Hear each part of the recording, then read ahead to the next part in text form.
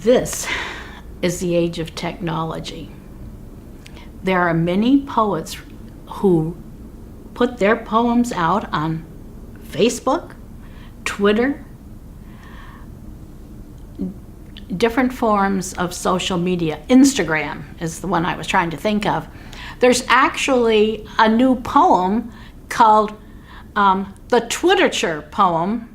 It's 280 bits, we'll call them. Short poetry.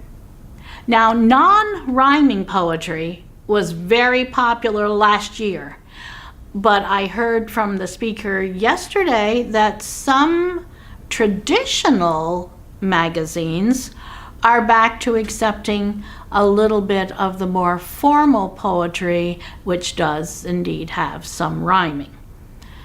Brevity. It must be short, regardless of whether or not it's going to go on Facebook or Instagram. The poems should be short. There's usually only a small place in a magazine. Actually, I would recommend that anyone who wants to publish look at the magazines that they're going to send the poem to. Sometimes there's only a small space along the edge of the page for the poem. So I've actually read that the length of a line matters. So practical. Be practical if you want to sell your poetry. Chapbooks still sell. Enter contests. There's sometimes online contests. There's a hashtag, poetry is not dead, where people send poetry to. So don't be afraid to experiment. Try everything. Now, I wanted to write a collection of poems.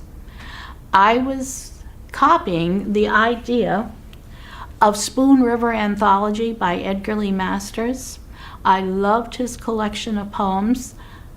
All of his characters were dead, so they were epitaphs on graves in a cemetery. I wanted living, breathing teenagers. So my poems are poems from the point of view of the high school seniors in one fictional Adirondack town. The poems go together, have a common theme, that it is difficult for all of us to escape high school. But even though we may be scarred by high school, we can go beyond. We all have those little wounds that we deal with, but the reality is most of us can live beyond high school. My publisher liked my premise, so she published my whole book, but as I said previously, she had me add a little bit of a little section on how to write poetry.